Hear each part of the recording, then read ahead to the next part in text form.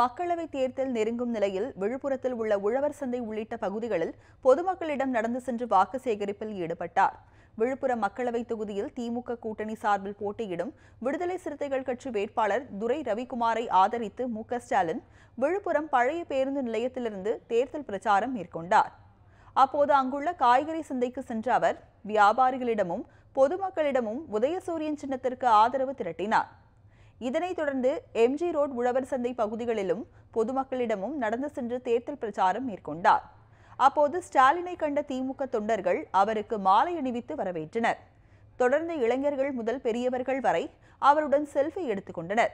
உழவர் சந்தையில் வாக்கு சேகரித்த பின்னர் ஸ்டாலின் அருகில் உள்ள டீ கடை ஒன்றில் தேநீர் அருந்தியவாறு பொதுமக்களிடம் வாக்கு சேகரிப்பில் ஈடுபட்டார்.